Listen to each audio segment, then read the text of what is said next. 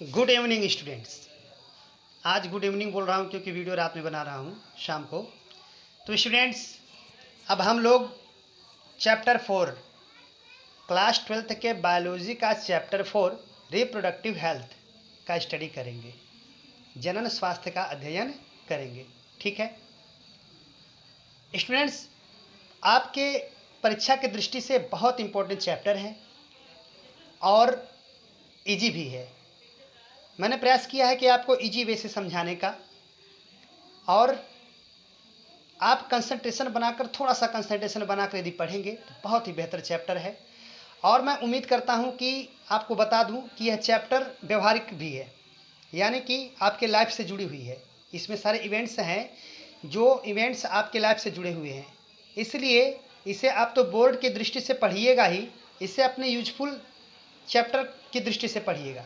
ठीक है, तो आइए हम स्टार्ट करते हैं चैप्टर 4 रिप्रोडक्टिव हेल्थ, जनन स्वास्थ्य। जनन स्वास्थ्य होता क्या है? WHO के अनुसार जनन के सभी पहलुओं सहित एक संपूर्ण स्वास्थ्य है। एक संपूर्ण स्वास्थ्य क्या होता है, पहले ये जानिए।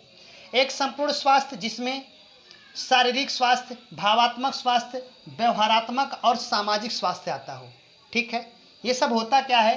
शारीरिक मतलब शरीर से स्वस्थ रहना, भावात्मक मतलब हमारे विचार स्वस्थ रहें, स्वच्छ रहें, व्यवहारात्मक हमारे आचार व्यवहार अच्छे रहें, समाज में हमारे व्यवहार अच्छे रहें, हम सामाजिक व्यक्ति हों। ये सब मिला जुलाकर एक सामाजिक स्वास्थ्य संपूर्ण स्वास्थ्य कहलाता है। ठीक, परफेक्ट हेल्थ कहलाता है, जिसमें लोगों के जनन अंग, विशेषकर चूंकि हम पढ़ रहे हैं जनन स्वास्थ्य, तो विशेषकर किसका? जनन अंग शारीरिक एवं प्रकार्यात्मक रूप से सामान्य हो। सामान्य का मतलब कोई प्रॉब्लम ना हो, उनके जनन स्वास्थ्य में उनके जनन अंग या जनन तंत्र में कोई प्रॉब्लम ना हो, वो सामान्य हो, जैसा होना चाहिए। प्रकृति जो हमें ये गिफ्ट दी है, ये स्वास्थ्य जैसा हमारा रहना चाहिए वैसा ही हो। ठीक है, ये क्या है? जनन स्वास्थ्य, जिसमें जनन अंग, जनन तंत्र शारीरिक रूप से, यानी उसकी जो स्ट्रक्चर्स हैं, जो उसकी रचना, वो भी सही हो और वो सही ढंग से कार्य भी कर रहा हो। यही क्या है? जनन स्वास्थ्य है।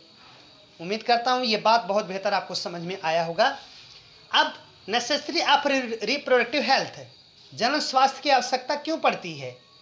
जाहिर सी बात है, जीवन का जनन एक सबसे महत्वपूर्ण एक घटना है, तो वो जो है हमारा स्वस्थ रहना चाहिए, हमारा रिप्रोडक्टिव हेल्थ स्वस्थ रहना चाहिए। ठीक है, इसमें हम फोकस करेंगे किशोरावस्था पर, विशेषकर किशोरावस्था पर। ठीक है, क्योंकि किशोरावस्था ही ऐसी उम्र होती है जिसमें इसके प्रति, अपने रिप्रोडक्टिव हेल्थ के प्रति लोगों को ज़्यादा सचेत रहने की आवश्यकता होती है। वह किशोरावस्था पिछले चैप्टर में आपको बताया गया था, लड़कियों में 12 से लगभग 10 या 11 या 12 से प्रारंभ होकर 14-15 वर्ष तक की अवस्था।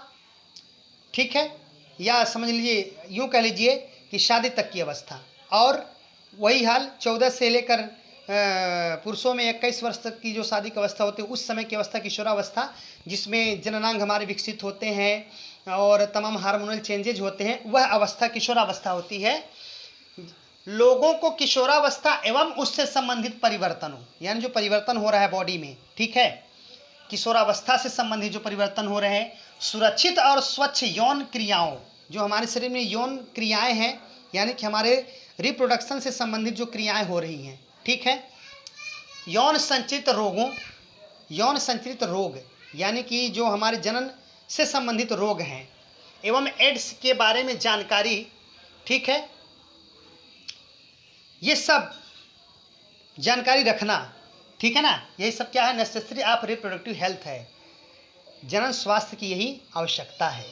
ठीक है, इनके बारे में हम जानकारी रखें, नहीं तो हम बुरी तरह से बीमार पड़ सकते हैं।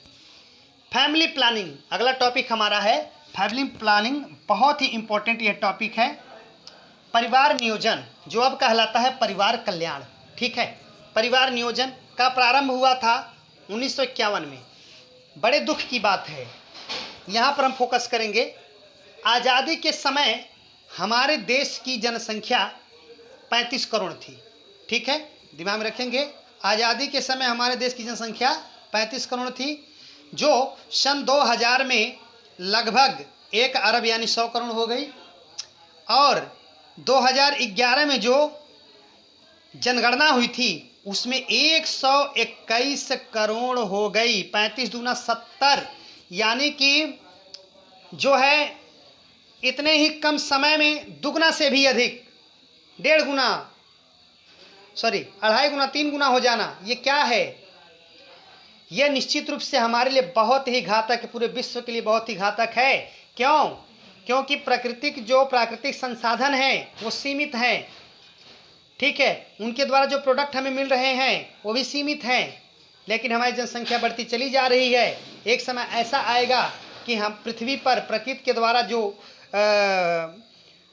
प्रदत्त तमाम साधन हैं वो हमारे लिए इतने कम पड़ जाएंगे कि हम भूखमरी के शिकार हो जाएंगे। यानी सीधी सी बात, जनसंख्या वृद्धि से जितनी भी हानियां होती हैं उन सब के हम शिकार हो जाएंगे। सो सचेत रहने की आवश्यकता है। शायद इसीलिए सरकार ने आज़ादी के जस्ट बाद 1951 में फैमिली प्लानिंग यानी परिवार नियोजन या परिवार कल्याण जैसी व्यवस्था बनाई, जिसमें मुख्य रूप से कार्यक्रम क्या है? पहला कार्यक्रम ये होना चाहिए, we two and our two, हम दो हमारे दो। हमारा ये लक्ष्य होना चाहिए। व्यक्तिगत रूप से हम परिवार में सिर्फ 2 ही बच्चों को पैदा करेंगे, बहुत हो जाए 2 से 3, इससे ज़्यादा नहीं, ठीक है। यही फैमिली प्लानिंग का उद्देश्य है, ठीक है। दूसरा उद्देश्य क्या है? कम उम्र में विवाह नहीं करना चाहिए। इससे बच्चे पैदा करने की जो उम्र होती है वो ज़्यादा रहती है। कम उम्र में यदि विवाह हो जाता है, ठीक है, तो संभावना ज़्यादा रहती है बच्चों को पैदा करने की। इसलिए कम उम्र में विवाह नहीं करना चाहिए। जो सरकार के द्वारा बनाए गए दिए गए सुझाव हैं वो क्या हैं? पुरुषों में 21 वर्ष और स्त्रियों में 18 वर्ष कम से कम ये उम्र शादी की होनी चाहिए, ठीक है। यदि इतने उम्र में शादी हो जाती है तो अब जानेंगे फैमिली प्लानिंग की डेफिनेशन क्या है।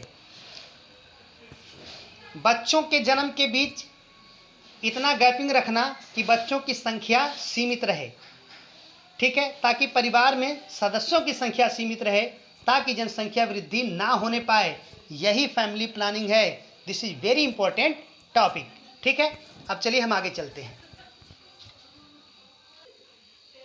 तो स्टूडेंट्स, अब हमारा अगला टॉपिक है कंट्रासेप्शन, गर्भ निरोधक या मेथड ऑफ फैमिली प्लानिंग, यानी कि वो कौन से तरीके हैं जिससे फैमिली प्लानिंग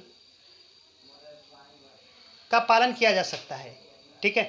कंट्रासेप्शन यानी गर्भ निरोधक, ठीक है, यानी कि गर्भ को रोकना, भ्रूण को बनने से रोकना। भ्रूण को बनने से रोकना क्या है? गर्भ निरोधक है।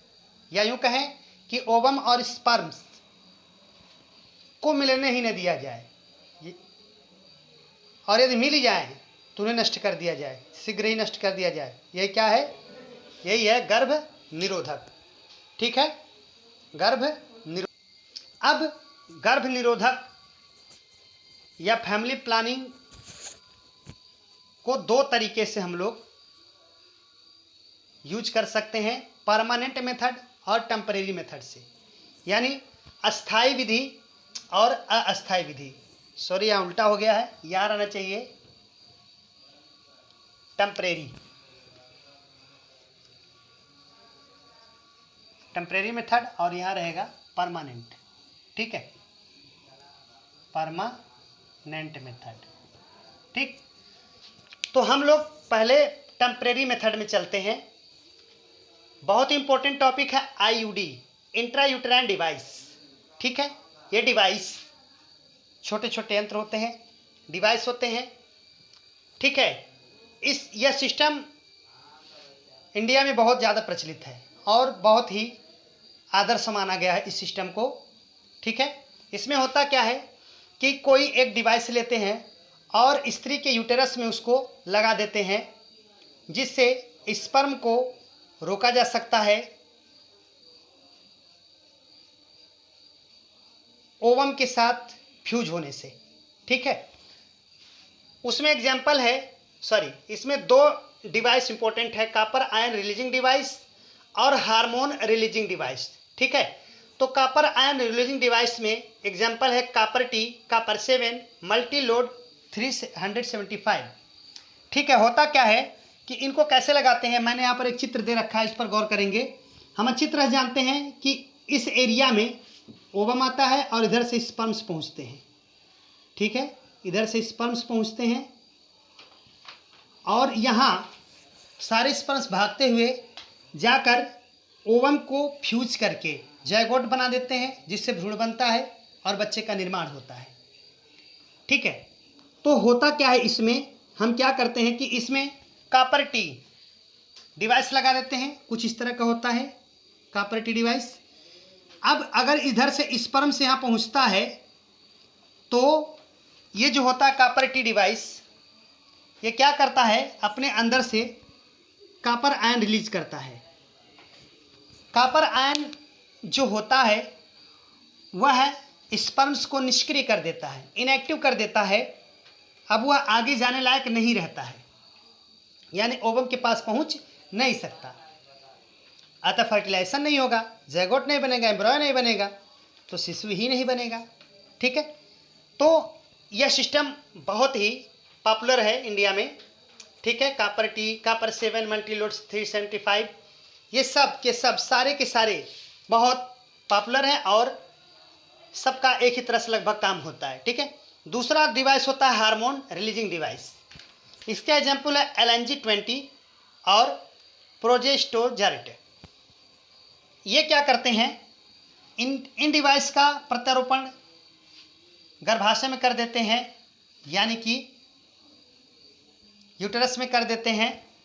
तो ये क्या करते हैं, ये डिवाइस जैसे LNG-20 हुआ, जो इसकी एंडोमेट्रियम थी, याद कीजिए, जो एंडोमेट्रियम गर्भाशय के अंतःस्तर दीवार अंदर वाली जो परत होती है, उसको यह अनेबल कर देते हैं कि यहाँ इम्प्लांटेशन हो ही ना। यानी अगर स्पर्म यहाँ पर जाकर जायगोट बना दिया और जैसे वो भ्रूण का रूप लेने वाला होता है, तो यहाँ पर आकर, याद कीजिए, इम्प्लांटेशन में क्या हो रहा था कि इसकी दीवार पर आकर वह भ्रूण जो आ जाता था वो यहाँ पर चिपक जाता था और वहीं से जो है डेवलप होता था एक शिशु का। तो इम्प्लांटेशन गर्भ के लिए इसकी दीवार का एक्टिव रहना बड़ा ज़रूरी है, लेकिन LNG-20 और प्रोजेस्टेरोन जैसे जो डिवाइसेज होते हैं वो क्या करते हैं, इसको अनेबल कर देते हैं कि इम्प्लांटेशन हो ही ना। तो ऐसी स्थिति में यदि यहाँ पर जायगोट बन भी गया तो नष्ट हो जाता है, ठीक है, यानी कि यहाँ पर इम्प्लांटेशन होता ही नहीं है, तो बेकार हो जाता है इस तरह का जायगोट, ठीक। इस तरह डिवाइस बहुत इंपॉर्टेंट है। और दूसरा यहाँ पर प्रभाव पड़ा एंडोमेट्रियम पर, एक प्रभाव यहाँ भी डालते हैं हार्मोन्स, जो हार्मोन रिलीजिंग डिवाइसेज हैं, एक इफेक्ट यहाँ भी डालते हैं जो गर्भाशय ग्रीवा होती है, ठीक है ना, यहाँ पर उसको वो ऐसा बना देते हैं कि यहीं योनि में आने वाले, वैजिना में आने वाले जो स्पर्म्स होते हैं वहीं निष्क्रिय हो जाते हैं, वह आगे बढ़ ही नहीं पाते, ठीक है, उसको स्टॉप कर देते हैं, जिससे जो है ये शुक्राणु इसके पास पहुंच नहीं पाते, ठीक है, और इस तरह से जो है क्या हो जाता है, जायगोट बनने नहीं पाता, ठीक। तो ये बात थी IUD की, याद रखेंगे। IUD का फुल फॉर्म बहुत इंपॉर्टेंट है, ये भी परीक्षा पूछ लेता है कि what is the full form of IUD, intrauterine device, and two types of copper ion releasing device and hormone releasing device. कभी कभी परीक्षा में इसका एग्जाम्पल पूछता है, तो इससे एग्जाम्पल याद रखें, कॉपर आयन रिलीजिंग डिवाइस का कॉपर टी, कॉपर 7, मल्टीलोड 375 और हार्मोन रिलीजिंग डिवाइस का LNG-20, प्रोजेस्टेरोन, ठीक है। तो इस तरह के जो होते हैं डिवाइस के सिस्टम से हम गर्भ निरोधक या गर्भ निरोध कर सकते हैं, लेकिन सब टेम्परेरी मेथड है, अस्थायी विधियां हैं, इनको अपनी इच्छानुसार किया जा सकता है, फिर चाहे तो अपनी इच्छानुसार बच्चा पैदा कर सकते हैं इन डिवाइस को हटाकर। इन्हीं टेम्परेरी मेथड में सेकंड है मेडिकल टर्मिनेशन, ठीक है, medical termination of pregnancy. Medical termination of pregnancy का शॉर्ट फॉर्म है MTP, ये भी परीक्षा में बहुत बार पूछा हुआ है, यानी इसमें इसका हिंदी अर्थ हुआ सगर्भता का चिकित्सीय समापन, यानी चिकित्सा के द्वारा गर्भ को ही समाप्त कर दिया जाए, ठीक है। यदि जायगोट बन गया है और उसे भ्रूण बनने लगा है तो उसको नष्ट कर दिया जाए, ठीक है, जिससे जो है शिशु का निर्माण ना होने पाए। ठीक है, तो पहला पॉइंट इसमें क्या होना चाहिए कि अगर मेडिकल टर्मिनेशन ऑफ प्रेगनेंसी करनी है, एमटीपी किसी को करनी है, तो उसकी कम से कम अवधि 12 सप्ताह यानी 12 वीक्स मानी गई है। जिनको ये करना है, गर्भ समापन, कई युक्तियाँ इसकी होती डॉक्टर्स बताते हैं। ठीक है, जैसे मेडिसिन लेकर वैक्यूम से खींचकर गर्भ को बाहर खींचकर ऐसे नष्ट किया जा सकता है। लेकिन ये ध्यान रहे कि ये 12 सप्ताह के भीतर हो जाना चाहिए, नहीं तो इसके बाद माँ पर खतरा होता है। ठीक है, औरत मर सकती है। दूसरा, एमटीपी का मिसयूज नहीं होना चाहिए। जैसे कुछ लोगों को ये पता चल जाता है कि लड़की है पेट में, तो वो क्या करते हैं, एमटीपी के द्वारा उस भ्रूण को नष्ट कर देते हैं, जो कि एकदम गैर कानूनी है, इलीगल है। इससे बिल्कुल नहीं करना चाहिए और यह अपराध भी है। ठीक है, तो ये होता है medical termination of pregnancy, MTP. ठीक है, नेक्स्ट हमारा टॉपिक है वेसेक्टॉमी और tubectomy, very important, permanent methods. ये क्या है, परमानेंट मेथड्स हैं। अब परमानेंट मेथड्स में हम लोग आगे बढ़ते हैं। ठीक है, तो स्टूडेंट्स अब हम लोग परमानेंट मेथड कम देखिए, दोनों बता दें अंतर। जो टेम्परेरी मेथड होता है ये अस्थायी विधि है, यानी अपनी इच्छा अनुसार हम जो है शिशु को पैदा कर सकते हैं, नहीं भी कर सकते हैं।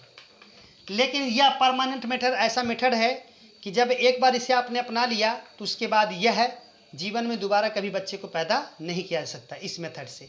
ठीक है, उसमें पहला होता है वेसेक्टॉमी, जो कि किस में होता है, मेल में, और जो ट्यूबेक्टॉमी होता है वो किस में होता है, फीमेल में।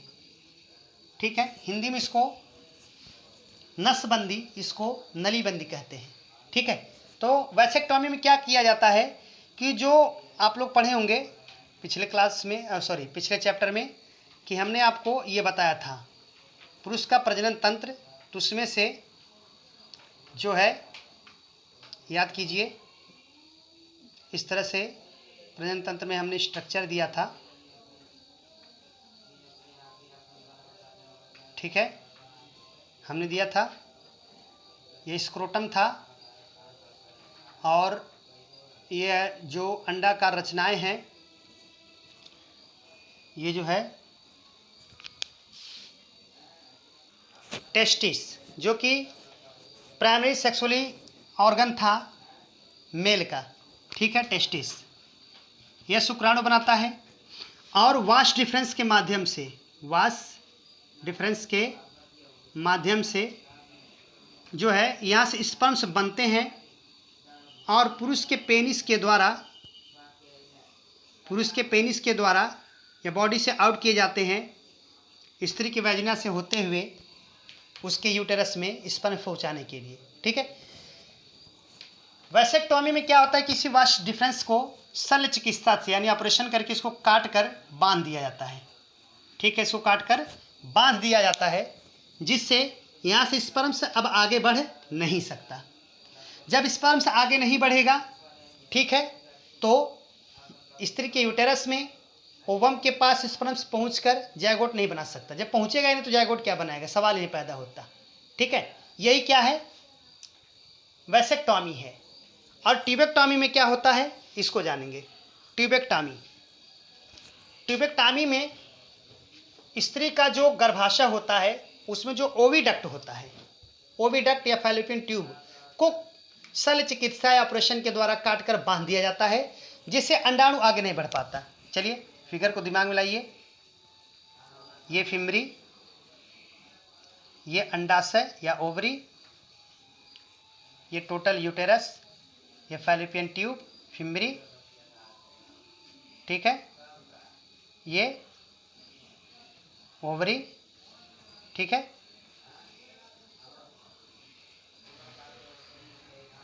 इस तरह से देखिए क्या होता है कि आप लोग ओव्यूलेशन तो जानते ही हैं कि एक मैच्योर ओवम का ओवरी से निकलकर फिमरी से होते हुए यहाँ फैलोपियन ट्यूब में पहुँचना क्या था, ओव्यूलेशन था। ओव्यूलेशन यानी यहाँ जब अंडाणु बनते हैं तो फिमरी उसे कैच करता और ले जाता है यहाँ पर। जब वो वहाँ जाता है तो इधर से स्पर्म्स आते हैं और यहाँ पर फर्टिलाइजेशन करते हैं। तो अगर स्पर्म्स यहाँ से आ रहे हैं, कुछ ऐसा किया जाए कि यहाँ ओवम ही ना पहुँच पाए, तो जब ओवम नहीं पहुँचेगा तो फर्टिलाइजेशन होगा नहीं। तो ऐसी स्थिति में क्या किया जाता है, फैलोपियन ट्यूब को ही काट कर उसको बांध दिया जाता है। फैलोपियन ट्यूब को काट कर उसको बांध दिया जाता है। अब यहाँ से यदि अंडाणु यानी ओवम यहाँ पहुँच भी जाता है तो आगे बढ़ नहीं पाता, और जब आगे नहीं बढ़ पाता तो स्पर्म पहुँच कर भी कुछ नहीं कर सकता, यानी कि फर्टिलाइजेशन नहीं हो सकता। ठीक है, यह स्त्रियों में होता है, यही है ट्यूबेक्टॉमी। ठीक है, तो यह क्या थी, गर्भ निरोधक की परमानेंट मेथड थी। ठीक है, इसके अलावा और भी अस्थायी विधियों में जैसे सुई लगवा लेना, सहेली नामक जो गोलियां आती, पिल्स आती हैं, उसको स्त्रियां खाती हैं। ठीक है, तमाम जो है साइंटिस्ट ने बना रखा है अब गर्भ निरोधक मेडिसिन को और युक्तियों को, जिसका पालन करके हम फैमिली प्लानिंग का पालन कर सकते हैं और जो है अपने परिवार को, अपने देश को समृद्ध और सुखी बना सकते हैं। ठीक है, अब अगला टॉपिक हम पढ़ते हैं। स्टूडेंट्स, अब अगला टॉपिक क्या पढ़ें, वीडियो लंबा हो जाने से आप भी बोर होने लगते हैं। तो चैप्टर बहुत बड़ा भी नहीं है, लेकिन है बड़ा इंटरेस्टेड और इम्पोर्टेंट। ठीक है, तो नेक्स्ट वीडियो में अब अगले जो टॉपिक्स हैं लेकर हम आते हैं, और जितने टॉपिक्स अब आ रहे हैं वो बहुत इंपॉर्टेंट है, इसमें भी बहुत इंपॉर्टेंट टॉपिक्स है। ठीक है ना, ठीक है, तो ओके, तब तक के लिए आप अपना ख्याल रखें और अच्छे से पढ़ें। ठीक है, कोई प्रॉब्लम होती है तो मेरे पर्सनल व्हाट्सएप नंबर 9919326547 पर मुझसे संपर्क करें। ठीक है, इसका नोट मैं आप लोगों को सेंड कर दूंगा, और जो विद्यार्थी यूट्यूब मेरा वीडियो देख रहे हैं उनको अगर नोट्स चाहिए तो कमेंट बॉक्स में मुझसे कमेंट करके वो अपना व्हाट्सएप नंबर उसमें देकर मुझसे मांग सकते हैं। Thank you.